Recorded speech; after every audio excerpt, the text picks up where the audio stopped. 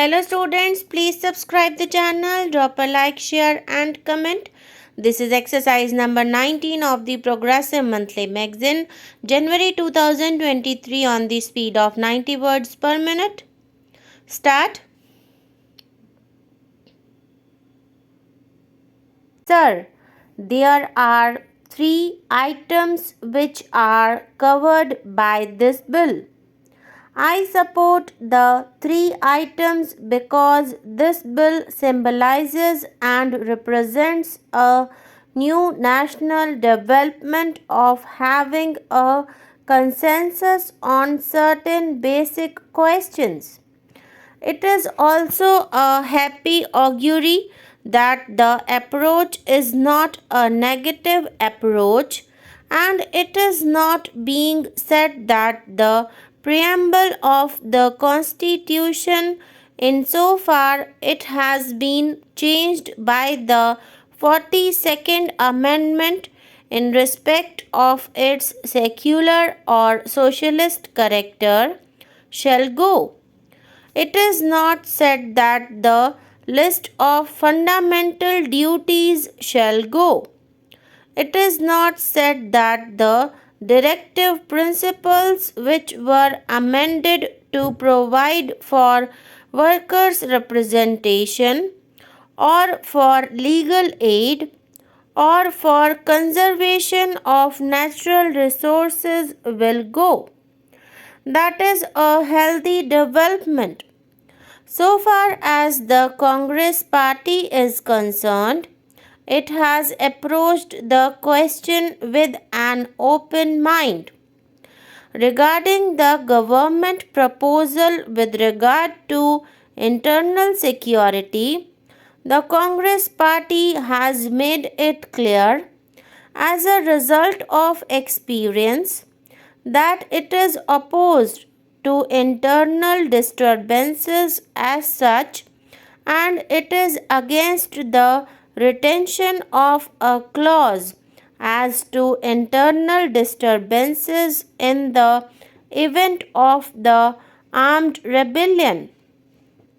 As a result of recent experience, we as the Congress party stand by those provisions of the 42nd Amendment, such as the amendment to the preamble or the directive principles, and we also say that there should be no power in Parliament to declare an internal emergency.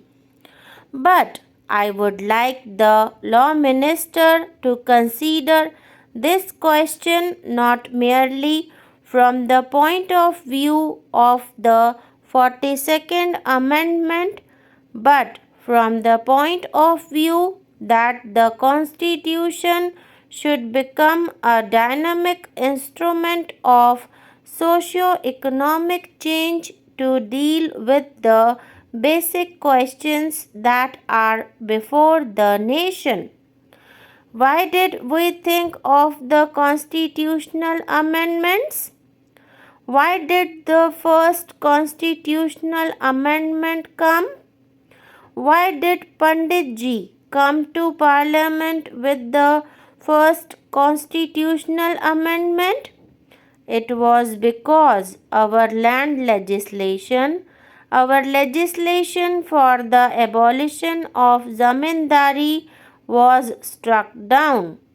Why did Pandit Nehru come to Parliament in 1955 with the fourth constitutional amendment? Again, it was because our socio-economic legislation were struck down. Therefore, when we consider a constitutional amendment, we have to consider the problems that had arisen. Certain property rights which became part of the fundamental rights had stood in the way of various socio-economic legislations like land reforms, etc. Sir, we find that in the Golaknath's case, it was laid down that Parliament had no power to alter the fundamental rights, which included the right to property. Sir, you would recall, in the Golaknath's case, the justice had said that if the aim was to introduce a socialistic pattern of society, then it was a mistake to incorporate property as a fundamental right. It is that mistake which was revealed in 1950 when land legislations were struck down. It is that mistake which was revealed in 1953 when in Bela Banerjee's case the Supreme Court said that full compensation has to be paid. It is to rectify that mistake that in 1955 Pandit Jawaharlal Nehru introduced the Fourth Amendment to the Constitution. It is that mistake that resulted in the setting aside by the Supreme Court in February 1970 of the Banks Nationalization Act. It is that mistake that resulted in setting aside in December 1970 of the provision for the abolition of the privy purses.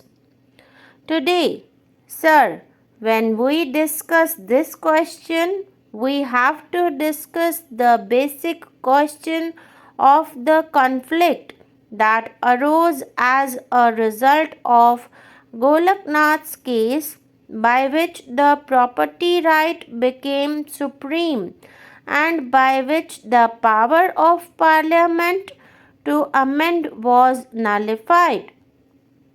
With regard to that, we must have a fresh look.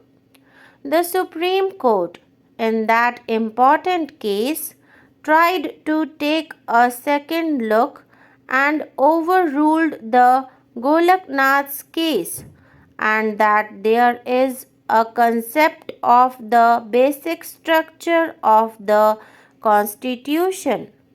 What happened in the Golaknath's case?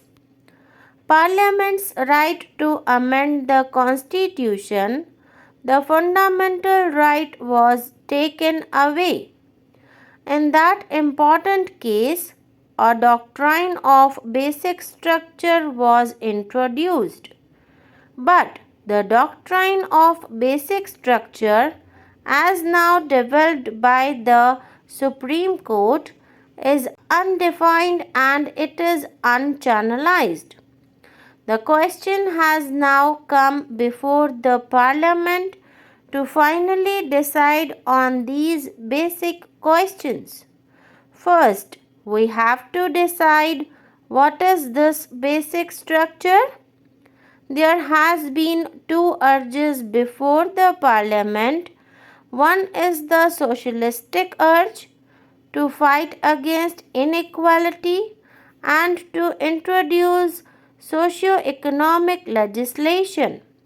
The obstacle here has been the fundamental right to property. There is another urge of Parliament, that is, the democratic urge to preserve life and liberty. This should also be given place in our Constitution by the Indian Parliament.